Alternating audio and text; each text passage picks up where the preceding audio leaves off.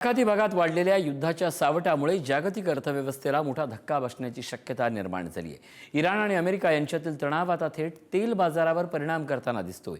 या संघर्षाचा सर्वात मोठा फटका बसलाय कुवेतला। एकेकाळी दररोज लाखो बॅरल तेल निर्यात करणाऱ्या कुवेतनं तब्बल 30 वर्षांनंतर पहिल्यांदाच तेल निर्यात पूर्णपणे थांबवली आहे। नेमकं काय आहे हे संकट, पाहूयात हा विशेष रिपोर्ट। आखाती भागातील वाढता संघर्ष आता जागतिक ऊर्जा सुरक्षेसाठी मोठं संकट ठरत आहे। टँकर ट्रॅकिंग अहवालानुसार एप्रिल 2024 मध्ये कुवेतमधून एकही थेंब कच्चं तेल निर्यात झालेलं नाही। 1991च्या आखाती युद्धानंतर प्रथमच अशी परिस्थिती निर्माण झाली आहे। कुवेतमध्ये तेल उत्पादन सुरू असलं तरी ते साठवून ठेवलं जात आहे किंवा रिफाइंड उत्पादनामध्ये बदललं जात आहे। थेट निर्यात मात्र पूर्णपणे ठप्प आहे। कुवेतचं खूप मोठं नुकसान झालं आहे। आपण जर का पाहिलं की जे जवळजवळ 45.5 मिलियन बॅरल्स मागच्या मार्चमध्ये त्यांनी एक्सपोर्ट केले होते, ह्या मार्चमध्ये त्यांना फक्त 8.9 मिलियन बॅरल्स त्यांना बाहेर काढता आले। आणि असं म्हटलं जात आहे की एप्रिलच्या महिन्यामध्ये त्यांचं एकही जहाज बाहेर नाही गेलं। ऑइल प्रोडक्शन चालू असताना ते कुठे स्टोअर करायचं, स्टोरेज कंप्लीट संपलेलं आहे।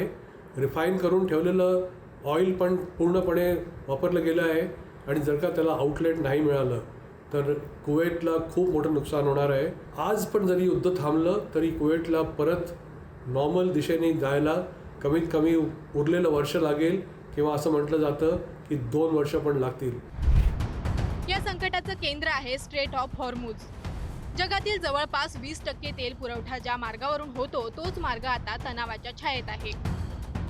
हॉर्मुझ समुद्रधुनी बंद झाल्यामुळे पूर्ण आखाती देशांवरती खूप मोठा परिणाम झाला आहे आणि त्याच्यामुळे तिथली आर्थिक स्थिती पण खूप ढासळली आहे।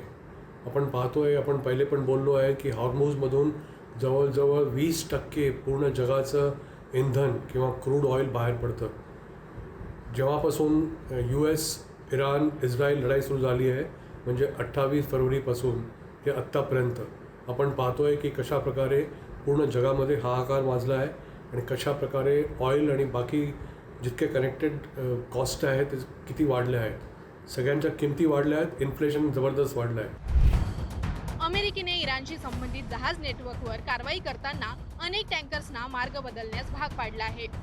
दुसरीकडे इराण अमेरिका संघर्षामुळे या सागरी मार्गावर नाकेबंदीचा धोका निर्माण झाला आहे। ओपेकचा महत्त्वाचा सदस्य असलेल्या कुवेतची निर्यात थांबल्याने जागतिक बाजारात तेलाचा तुटवडा निर्माण होण्याची शक्यता आहे। तज्ज्ञांच्या मते यामुळे तेलाचे दर झपाट्याने वाढू शकतात। दरम्यान कतारनेही यावर चिंता व्यक्त केली आहे। कतारचे पंतप्रधान मोहम्मद बिन अब्दुल रहमान बिन जसीम अल थानी यांनी स्पष्ट इशारा दिला आहे की हॉर्मुझ समुद्रधुनीचा वापर दबाव टाकण्यासाठी केल्यास संपूर्ण जगावर त्याचे गंभीर परिणाम होतील। म्हणजेच आखाती भागातील तणाव केवळ प्रादेशिक प्रश्न राहिलेला नाही, तर तो आता जागतिक अर्थव्यवस्थेसाठी मोठा धोका बनत चाललाय। शिवाजी काळे, पुढारी न्यूज।